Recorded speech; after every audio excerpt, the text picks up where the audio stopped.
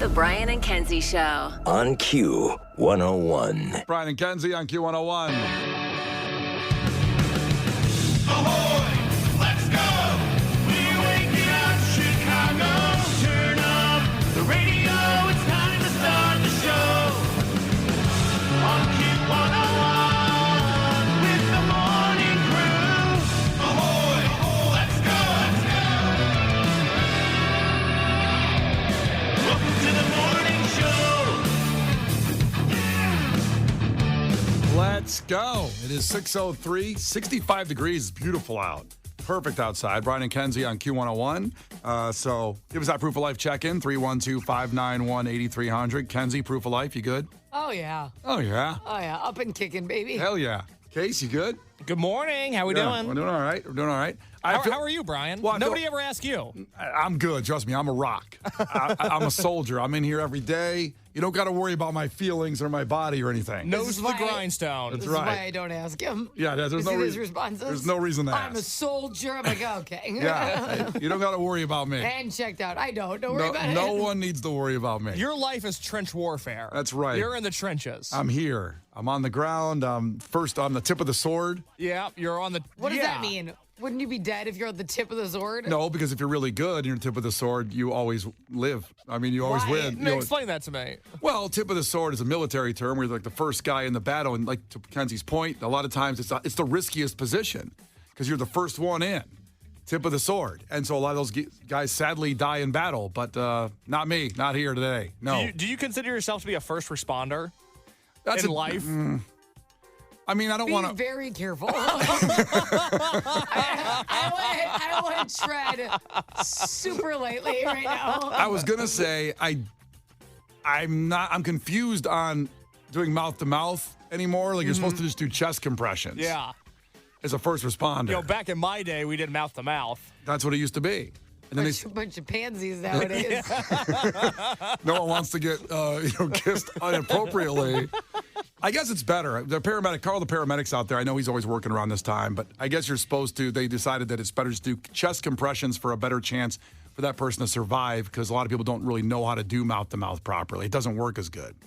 Making out with people. I could be wrong on that. I could be wrong, but I know that they tell you to do chest compressions now. I know that you can accidentally overfill someone's lungs and cause damage. Oof. So some people like they go really. How's that again? And it's like, oh my God, it's like an elephant trunk in your mouth. Sell out. It can be damaging. Yeah. They can also push too hard though. Imagine the horror of whatever happens to you, sadly, like a seizure, or you pass out and someone's blowing into your mouth when you wake up that you don't know. It's terrifying. If I had a nickel. Oh, What are you doing here? I don't know. You just laid down for a nap and I jumped on you. You looked like you were dying. I was just sleeping. I also feel bad because as that soldier, I did forget to bring the measuring tape in to measure our wingspans to see if it matched our heights. Oh, that's too bad. I know. There's got to be a ruler in the building. We sell shirts and stuff. You'd think so. You don't think there's a tape measure on someone's desk in like promotions? Couldn't find one yet. Couldn't see one. Didn't see one. I'll rifle through because you guys aren't willing to get in there. I'll open drawers. This is somebody else's You're gonna desk. get all in that? Yeah. Just be careful. There's a security camera on the desk of the person we work next to that works in promotions. What am I gonna take besides a tape measure? I don't know. Yeah, Oh, in case call me a thief. The show just opened Oh, up. you got sticky hands over there. I don't know what you got. That's because of jelly. It's not like steal things. See our little English muffin with jelly and butter on it? Yeah. They're sticky. I know all about the English muffins now. So we were supposed to measure our wingspans to see if they matched our heights. I know mine is longer and Case's is very short because he's got the disease little bitch arms. It's an all-encompassing disease. And he represents a certain portion It of our bleeds audience. into his personality. It's starting to spread. Yeah. You think I have LBP, which is little bitch personality. It's just starting to spread. We got to stop it. This is what happens when you don't medicate. It's a shame you weren't medicated younger with these arms. I know. know. Well, that's what we should be doing more of is pumping medication into children. Yeah. It's turned out really well for them. Yeah. Especially you. I mean, if there is one medication to make sure it gets out there, the little bitch arm pill would have been good for you. I agree.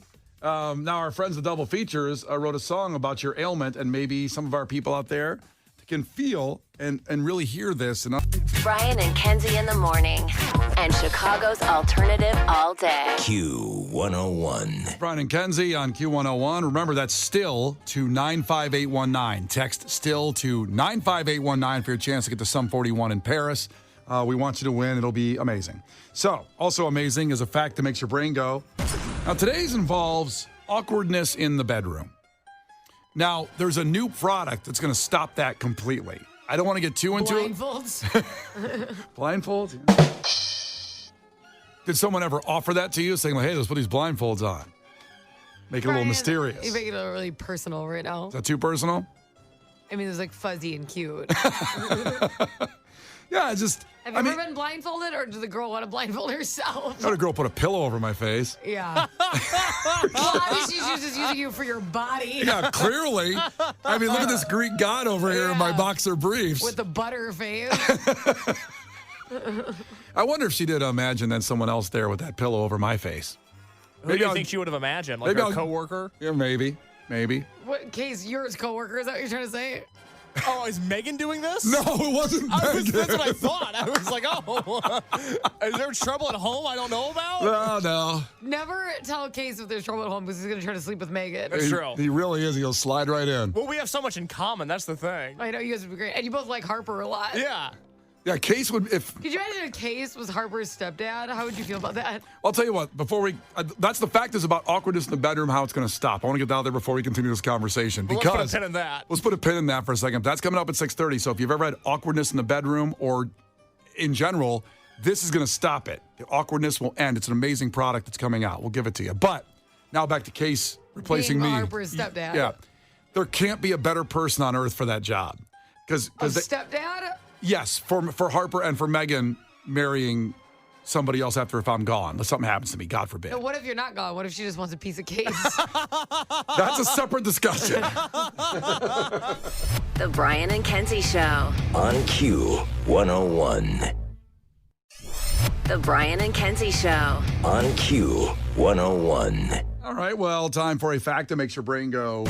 And this is something that's plagued men since they first found out about sex and what it is and however you find out about it, whether it's your parents, the birds and the bees conversation, whether it's sex ed class, whether it was OnlyFans, depending on what age range you're in. It's plagued. Everybody's had this question, whether you're 100 years old or you're 13 years old. And there's a product that's come out that's changed awkwardness in the bedroom. And everybody has thought of doing this, and no one to my knowledge has ever done it. I'd love to hear from people that have at 312-591-8300. So check this out, Kenzie. There's a game-changing new condom that can be rolled on 2 hours, up to 2 hours before sex. So Why? well, because first off, I'm using there's no other way to use this. It's a clinical term. So you'd be rolling this on pre-erection. Okay, that's seems impossible. But there's a new condom. Well, thread and a needle, you know what I mean? And so you said why? Well, the reason is because from the guy's perspective, I could be wrong, Case, you can jump in on this, and maybe Kenzie probably not know this knowledge, but when you have to stop and get a condom, it's the most awkward and weird thing of your flow and your vibe of what's going on to have sex. Oh, let me stop and get this condom. It's always been awkward. You know what would also be awkward? What's that? Why are you already wearing a condom? Yes. I agree with that, but if this got normal... It's like a first date. It's like, I just met you at the train stop. What's going on?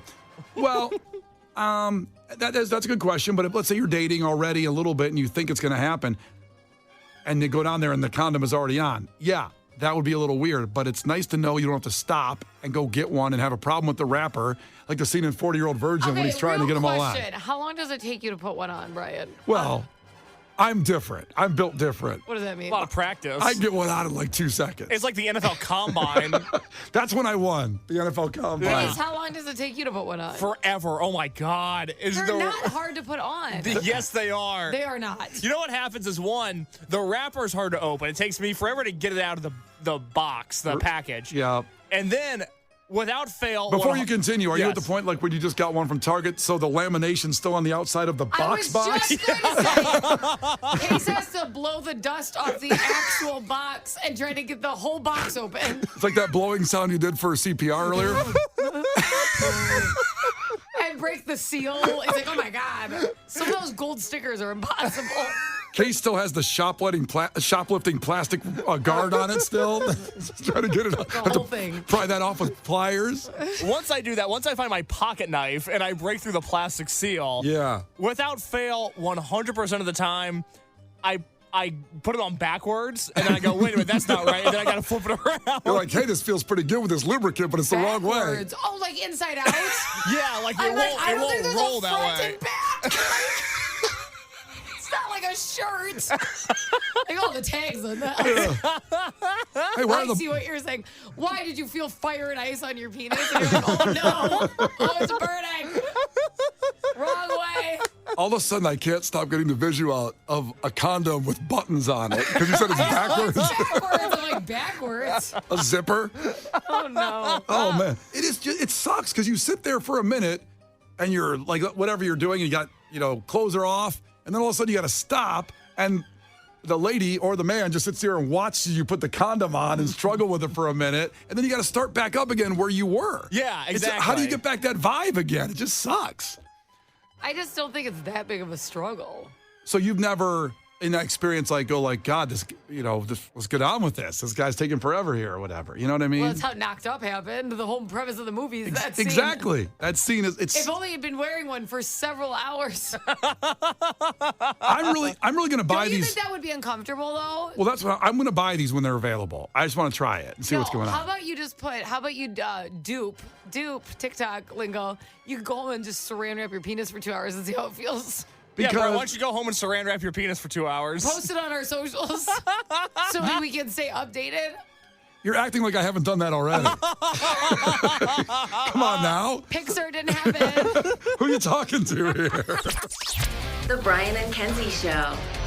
On Q101. Brian and Kenzie on Q101. So it's funny, one of our texts just came through and asked, how much time do you guys put into the show when you're not there? And the answer is a lot. And every minute of the show, when you leave the show, is about thinking about what you're going to talk about the next day on the air. So pretty much every second of every day of every minute, you're thinking about something and you're doing real work for several hours, blah, blah, blah. That's how we do the show. So I say that because we send emails to each other at night about what we might want to talk about on the show the next day.